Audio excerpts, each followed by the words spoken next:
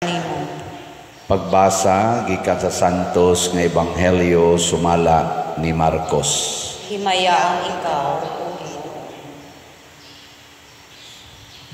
Unya mibiya si Jesus sa yuta duol sa Tiro og milakaw latas sa Sidon ngadto sa lanaw sa Galilea agi sa yuta sa Decapolis. Og may usa ka tawo nga bungol og amang nga gidala sa pipila ka mga tawo ngadto kang Hesus ug mihangyo sila kaniya nga ang iyang kamot itapion niya sa tawo. Busa gipahilayo siya ni Hesus sa mga tawo o gikulkog niya ang iyang mga tudlo sa dalunggan sa tao. Unya gituthuan niya ang iyang mga tudlo o iyang gihikap ang dila sa tao. Og mihangad si Jesus sa langit nang hupaw siya og miingon sa tao, Ephata, nga sa ato pa maabli ka. Diha-diha makadungog na ang tao ug maayo na siyang musulti. Og gipinahan silang tanan ni Jesus sa dili pagpanugilo niini kang bisan kinsa apan hilabihan hinuon nilang panugilon niini. Og natingala pag-ayo ang tanan og miingon sila, maayo gayud niyang pagkabuhat ang tanan. Bisan gani ang mga bungol iyang gihimo nga makadungog ug ang mga amang makasulti. Ang Ebanghelyo sa Ginoo. Daygon ikaw, O Kristo.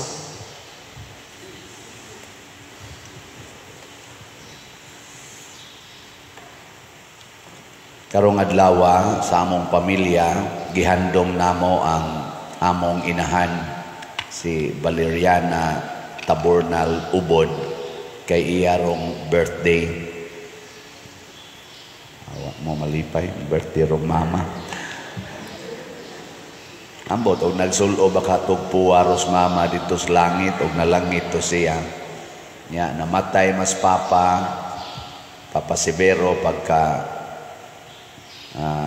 August 28, 1995, niya si mama namatay April 26, 2011. Ambot nag-date baka ron sila dito, no? Valentine's Day maron. Lingay mong tupad. Naa kay ka-date karon. Kay ka-date. Mga kusog kayo na ron sa social media, Happy Valentine's Day. Ana. Unsa may sentro sa atong gitawag og Valentine's Day? Unsay sentro? Unsa may sentro diha ba? Kusga.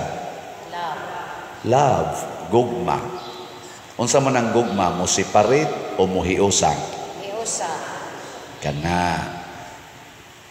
Atong check upon ang ato kunong love. Kumusta ang inyong love sa Ginoo? Nagkahiusa mo sa Ginoo o nagkasiparit? Naghiusa. Kanus aman magkahiusa kung pariha mo og madungog nga pulong, nya parihasan mo og gisunod nga pulong. So pariha madungog, pariha og gisunod. Kinsa ninyo dinhi ang kanunay gyung magbasa og Bible kay malipay gyud kag makabasag Bible ta sa ngamon. Ingon mo nagkahiusa. Klaro kayo, check up po na nato. Unya kay wa man sad mo ibasa-basag Bible, di man mo hilig mo basag Bible, samot na gyud ang pagsunod anang mga pulong nga naas Bible. Maglisod ta. Mao na dinhi sa atong Ebanghelyo, ari tas unang pagbasa. Naman ko'y daghang pulong nga mo hasol nato. Si Eva, naminaw man sa pulong sa bitin. Nawa ang pulong sa Ginoo. Kaya naminaw man siya sa pulong sa bitin, nya kanang pulong nga sigihan nimong paminaw mao nay imong ganahang sundon. Mao na nahasunod gyud si iba, iyang gisupak ang pulong sa Ginoo nga nag-ingon ay mog kaon sa bunga aning kahuya. Nalimot na si ana, ang iya nang nakita lami man dining kanon ning bungahan ni. Og diha na sad siya nakahinumdom nga doon na di pulong nga nag-ingon niyang ayaw ni kana, sa dihang nahuman na niyag buhat. Nga naman, kay miundang man siyag paminaw sa pulong sa Dios o ni-entertain siya sa pulong sa yawa. Dinis kalibutan mga igsoon, duha ra gyud ka pulong ang magiya nato, pulong sa yawa o pulong sa Ginoo. Kana ra gyud. Gilingay mong tupad. Ingna, kapila na ka nisunod sa pulong sa yawa. Ingna, na ba? Kapila ka nisunod. Daghan kayo. Apil na ning nagwali. Ato kang hisgota gamay, ang ato mga politicians, kinsa kay gisunod nila nga mga pulong. Sa ato mga politicians, labi na sa mga midagan karon for midterm elections, kinsa may ilang mga pulong kasagaran nga gisunod, pulong sa yawa o pulong sa Ginoo? Uy, tubag. Kinsa may inyong butaran, kinsa may angay natong butaran, kanang kandidato nga nagsunod sa pulong sa yawa o kanang kandidatong gasunod sa pulong sa Ginoo? Wa tingali usa nato dinhi nga ni simba karon, apil na mo naas online. Way usa nato nga moingon mopili ko sa pulong sa kandidato nga nagsunod sa pulong sa yawa. Kay baong mangitag-asa tapadong musunod kita sa mga kandidato, mga political candidates nga nagsunod sa pulong sa Ginoo. Ang problema lang kung mabungol na ta o maamang ta. Kana mo'y kuyaw kayo. Muna dinis atong ebanghelyo, dunay tao nga bungol ug amang. Lisod kay na, pasabot, di siya kadungog, di sad siya kasulti. Pero magkuyog man kuno na, basta dili ka kadungog, di sad ka kasulti, kay unsa may mong isulti kung wa kay nadungog. Lain na sang lingi sa imong tupad, may na mo lingi-lingi mo kay basig mo tikig inyong liog, exercise ba?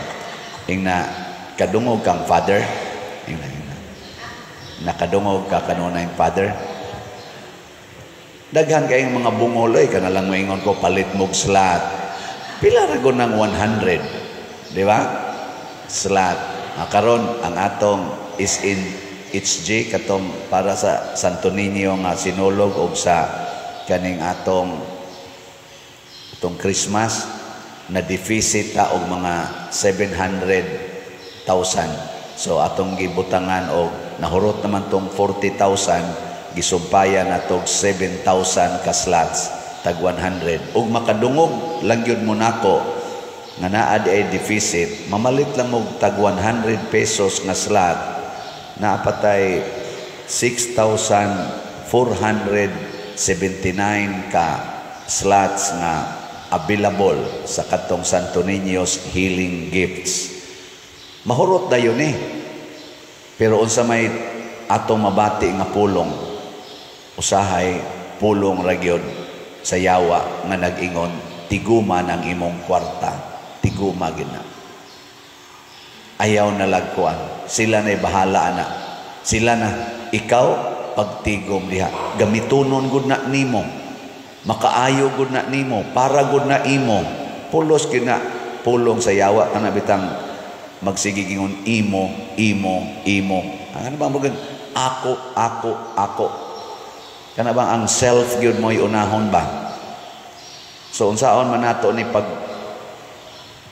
gamit ang atong dunggan o kaning atong baba, maminaw ta sa pulong sa Ginoo, musulti sad ta sa pulong sa Ginoo. Ug unsa may sultis Ginoo, ibaligya ang tanan mong katigayunan ug ang halin ihatag ngadto sa mga kabos. Nindot kay nang pulonga. Doon na batay mga politicians na naghimo ana?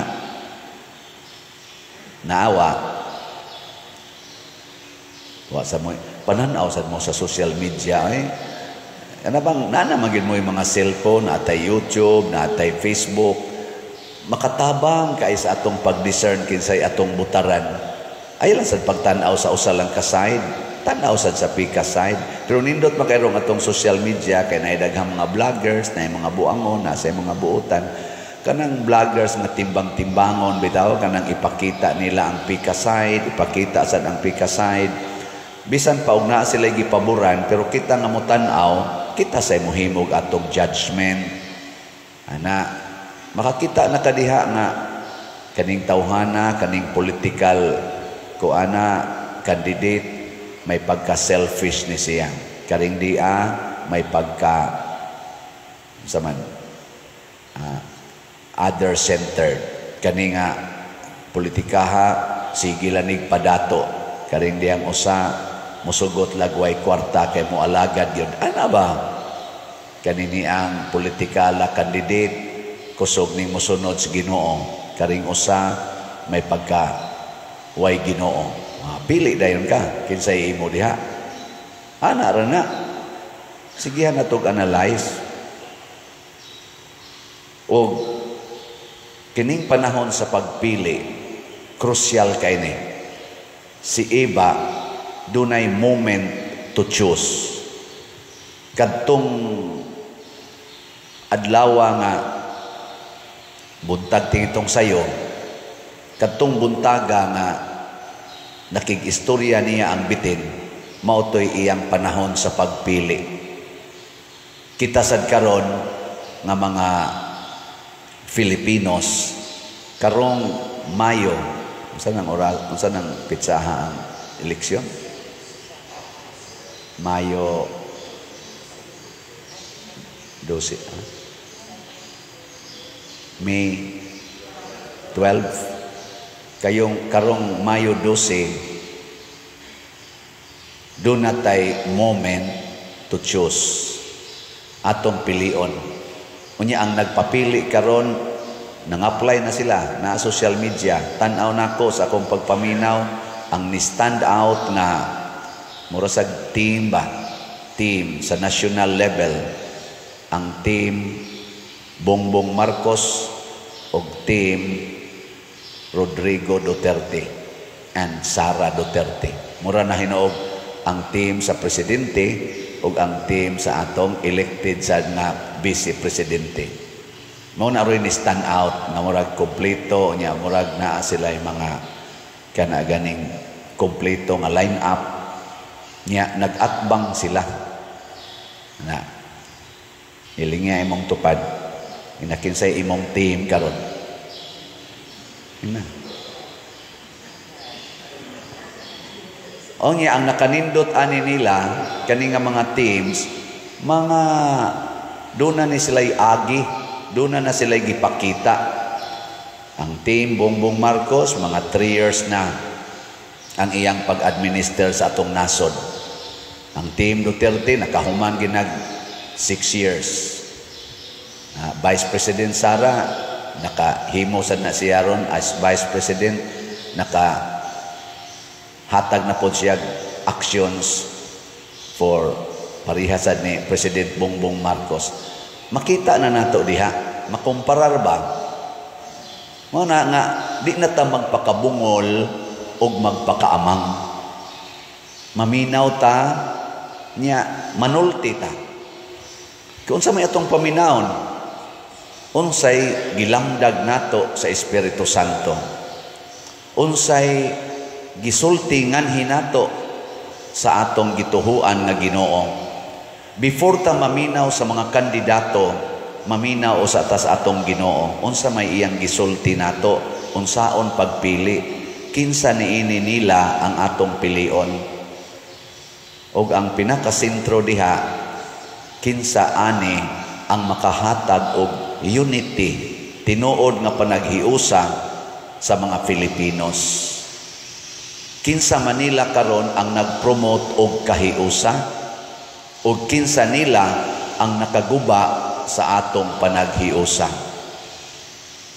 Kung niining maong mga teams, makita nato nga karing pikas mas daghan siya gibuhat nga makaguba sa atong kahiusa isip mga Filipinos, i-reject na nato nga team.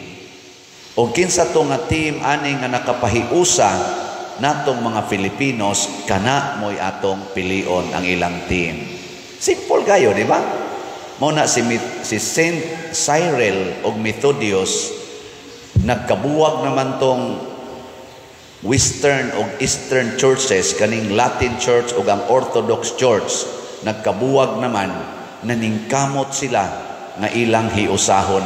Munang gitawag ni sila the Apostles of the Slavs, sa Slavic Church o ang Latin Church, gihiusa.